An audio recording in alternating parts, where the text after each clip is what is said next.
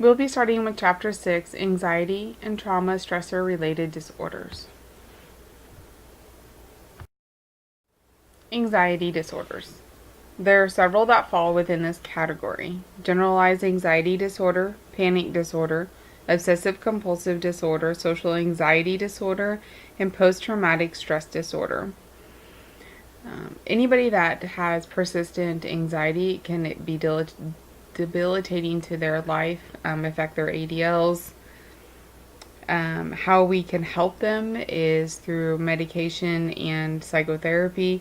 We can do interventions with the therapy, which would be your medications. We could do biofeedback, relaxation techniques. So when you are assessing a patient that has anxiety disorders, some of the psychological manifestations that you're going to look for is they're going to include fear and apprehension. Physical manifestations, you're going to see patients will complain of palpitations. When you're listening to them, they'll be tachycardic. And then they also may complain of shortness of breath, so you'll see that increase in their respirations as well. So you may see also sweating of the palms. They may complain of numbness or tingling in the face. It could cause chest pain if it's bad enough of an anxiety attack. So all those things that you need to look for, and you still need to assess them as if they are really occurring, especially the chest pain. Going through all your questions related to that to make sure that you can rule that out. So the first set of medications we're going to talk about: sedative, hypnotic, anxiolytics, which are benzodiazepines. We have your alprazolam, which is your Xanax, your diazepam, which is your Valium, lorazepam, which is Ativan, enoxaparin, which is Cerax, clonazepam, which Clonopin, and then chlordiazepoxide, which is your Librium. Your action: these are going to enhance inhibitory effects of the GABA in the central nervous system. So the GABA, what it does is it excites. It has an excitatory effect on the central nervous system. So what we're going to do is we're going to inhibit that part. So therapeutic uses that we can use this for is generalized anxiety disorder, panic disorder, trauma and stressor-related disorders, hyperarousal manifestations of dissociative disorders, seizure disorders, and insomnia. Sedative, hypnotic, anxiolytics also have the therapeutic use of muscle spasms, alcohol withdrawal, induction of anesthesia. If it is at a high enough dose, it will be able to create that anesthesia effect. And then as amnesic prior to surgery or procedures. Complications that can occur with the benzodiazepines: first of all, we can CNS depression can occur. So sedation, lightheadedness, ataxia, which is that incoordinated balance. Decreased cognitive function. So the things that we need, what types of things do we need to observe for CNS depression? Well, we need to look for that sedation, the lightheadedness. Probably the biggest thing you want to, are decreased cognitive function and sedation are the two probably that will trigger you most to the CNS depression. Also, you want to avoid tell these patients to avoid doing anything that requires alertness. So driving, operating machinery.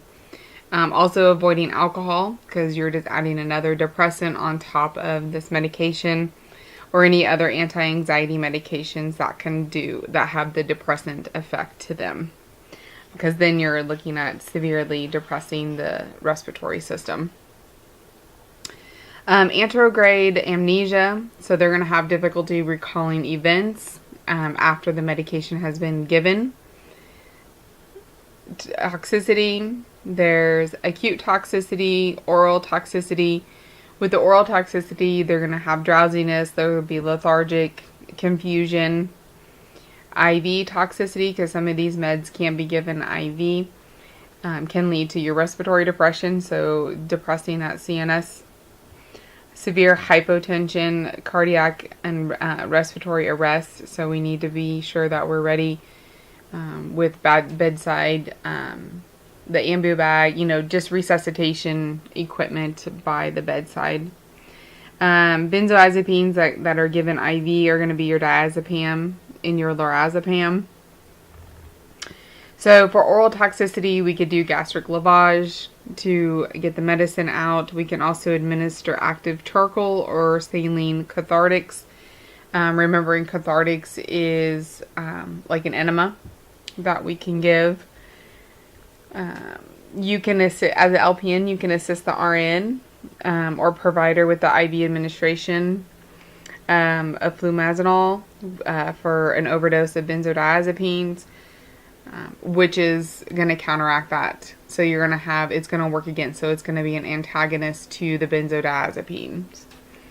You're going to monitor, obviously, your vital signs. You're going to maintain the airway, so make sure you look at your ABCs when you're thinking of priorities.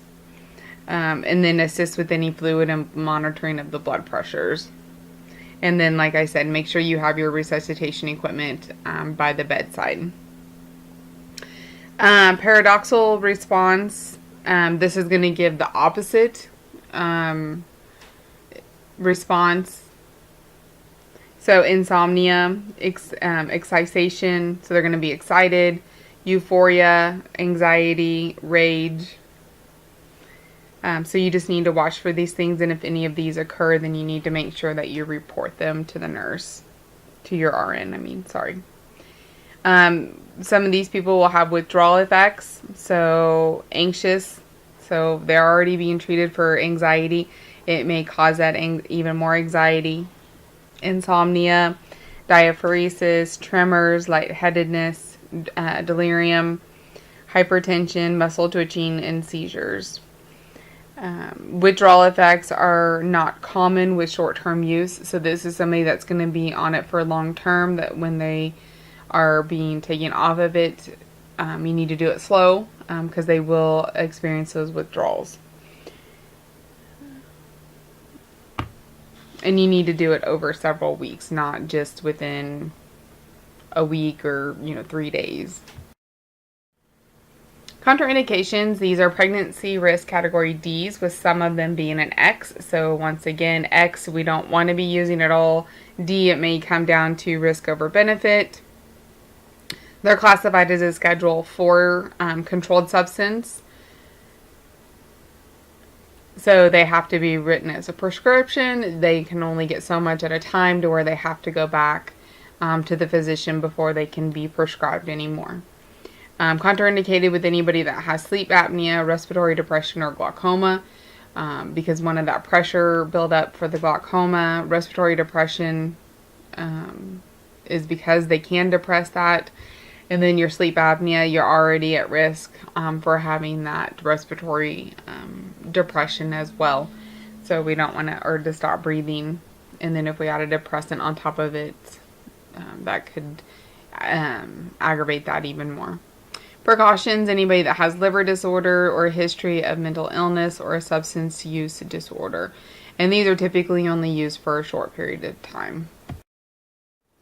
Interactions, CNS depressants, so alcohol, other drugs, anticonvulsants, and antihistamines. Grapefruit, you don't want to tell them not to take it with grapefruit juice or eating grapefruit. And then high-fat meals, because it can reduce that absorption of the medication. Nursing considerations, taking as obviously as prescribed. Don't stop this abruptly because of the withdrawals. They need to taper it over several weeks, especially if they've been on it long-term.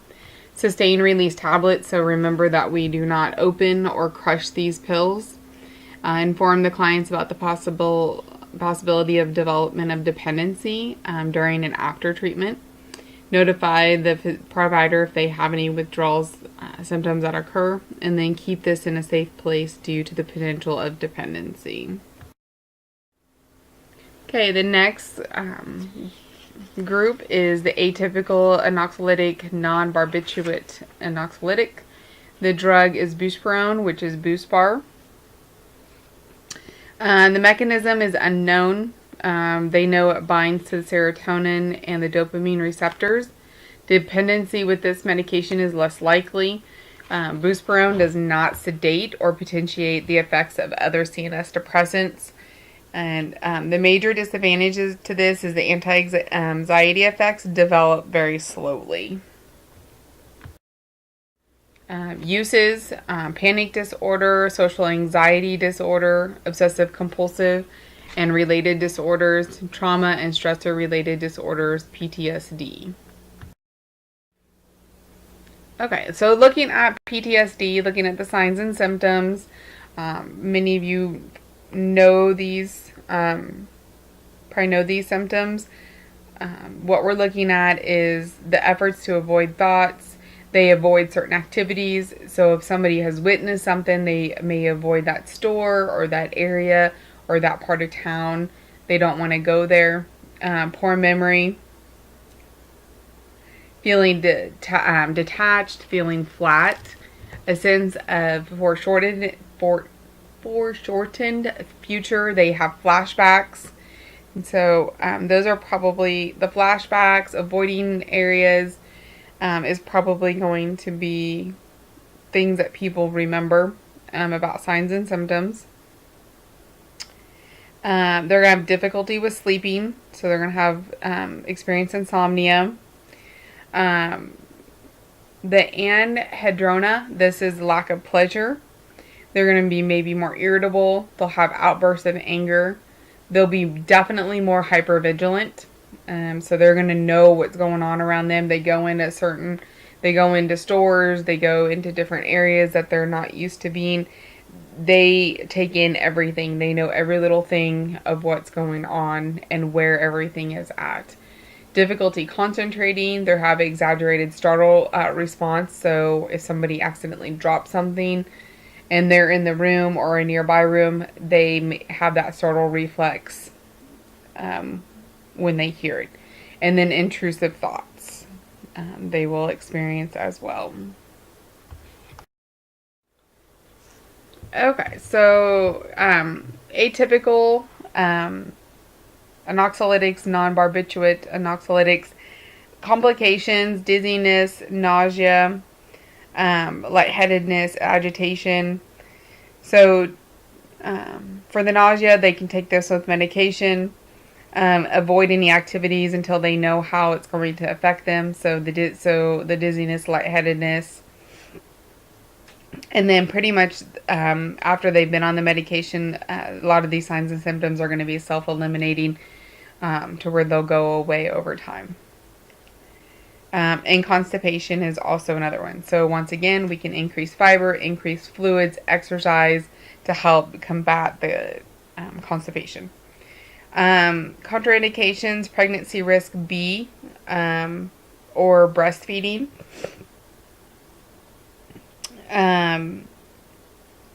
Buspirone, be contraindicated with the use of MAOIs, at least for 14 days after the MAOIs. So once they stop those classifications, then 14 days after is when they can the different antidepressant.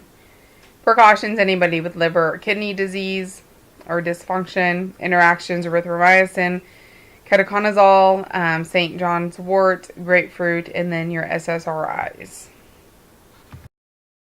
Nursing consideration: advise your client to take the medication with meals to decrease the nausea or GI upset. Advise them the client's effects do not occur immediately. It's roughly about a week. They may start seeing the first therapeutic signs, and then for full benefit is going to be at least 2 to 6 weeks before they actually see full effect of the medication.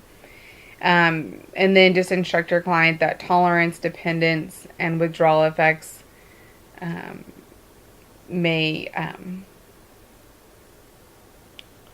not an issue with this medication. And then this is labeled for short-term treatment of anxiety. Okay, and then your selective serotonin reuptake inhibitors, your SSRIs, antidepressants, paroxetine, Paxil, sertraline, Zoloft, citalopram is Celexa, escitalopram, which is Lexapro, and then fluoxetine, which is your Prozac. The action of these medications, paroxetine is selective inhibits of the serotonin reuptake, allowing more of that serotonin at the junction of the neurons. It does not block the uptake of dopamine or norepinephrine. Paroxetine produces your stimulation of your CNS, and then the medication has a long effective half-life up to 4 weeks if necessary to produce the therapeutic levels. Okay, what disorder is defined by these words? How are you? Fine. I will leave it to you to figure out what we were talking about because it will go on through the next slides. Therapeutic uses: generalized anxiety disorder, panic disorder, obsessive compulsive, social anxiety disorders, trauma and stressor-related disorders, dissociative disorders, depressive disorders, adjustment disorders. Okay, obsessive compulsive disorders. So looking at this picture, you see a roll of toilet paper. Is it backwards or is it the correct way? So depending upon how you feel about it, if it urges you to want to change it, which it would me, because to me it's on backwards. People that want it forward or rolling the other way are more very organized people. So signs and symptoms of this test is anxiety is caused by the exposure to the backward roll, strong or uncontrolled urge to flip a roll at home or away, aversion to public restrooms where the toilet paper is hidden inside a dispenser because I can't see it, and so it makes them very anxious to do it. So acute sufferers may experience mild nausea, headaches, and a strong desire to want to flip a roll. That would be me. I don't necessarily get the headaches or the nausea, but I want to flip it because it drives me crazy. So just something to think about. I thought it was kind of interesting. Complications with your SSRIs, which we've kind of talked about these in the last chapters, so we'll kind of just briefly go through them. Early adverse effects, within the first few days or weeks, you have your nausea, diaphoresis, tremors, fatigue, drowsiness. So they just need to report it. Just keep having them take the medication as prescribed. Many of these symptoms will subside on their own. Late adverse effects are usually occur after 5 to 6 weeks. Sexual dysfunction, which is impotence, delayed or absent orgasm, delayed or absent ejaculation, decreased sexual interest. So once again, just need to report these to the physician. They can either lower the dose, change the dose, do medication holidays. So they just need to report these. So weight gain, we just need to follow, educate them on a balanced diet, making sure they're keeping themselves, weigh themselves like maybe once a week, same time, same scale, same amount of clothes. If they do it naked, that's even better. GI bleeding, cautious with people that have a history of a GI bleed or ulcers, taking other medications that affect the blood coagulation because we could cause a bleed. And then just to advise them to report any signs and symptoms of a GI bleed, which would be your black stools, coffee ground emesis if they're throwing up. They need to report all of those.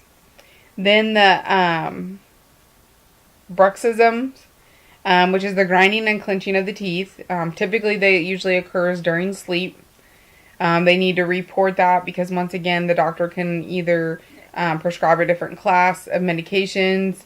They can do low dose buspirone to help with this, or have them get a mouth guard as well to wear at nighttime.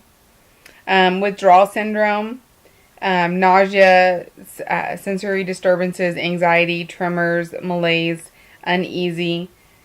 So they need to taper these medications off more slowly, and hopefully they won't experience the withdrawal symptoms, especially the people that have been on this for a very long period of time, and don't discontinue this abruptly. Sodium hyponatremia. You need to be more worried with people the older adults that are on diuretics. You need to do a baseline serum sodium, so then that way you can doctor can monitor it throughout.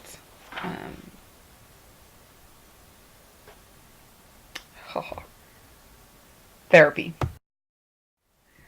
Okay, once again, your serotonin syndrome, it can begin between 2 to 72 hours after starting treatment. It can be lethal.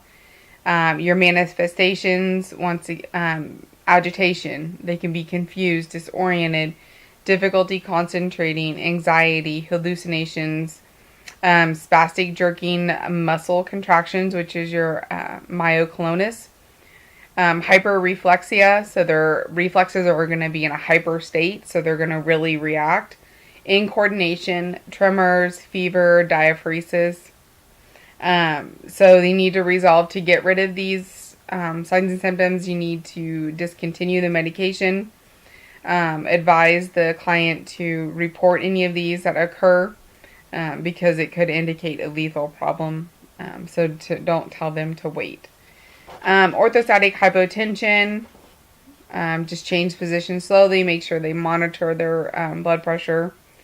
Suicidal ideations, they need to report any thoughts of suicide, of harming themselves, because typically these medications have that black box, which we had talked about, that especially with your younger population, you have to be careful with these kind of medications.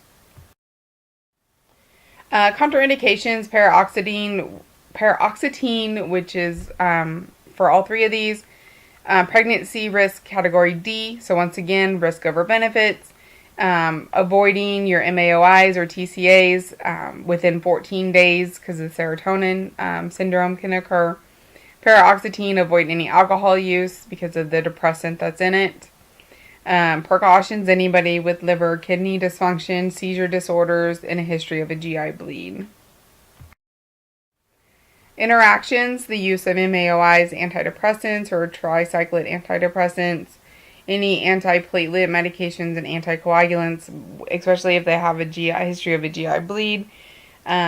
This can cause bleeding even further. Considerations, nursing considerations, taking it with food to decrease the GI upset. Sleep disturbances are minimized by taking the medication in the morning, so then it may not cause that insomnia at night, so they'd be able to sleep. Can take up to 4 weeks, so just make sure that you tell them, they're not going to see, they may see changes within the first week, but it typically takes 4 weeks, up to 4 weeks for the therapeutic effects of an SSRI. So it's not just going to happen overnight or within a few days. So you need to remind them.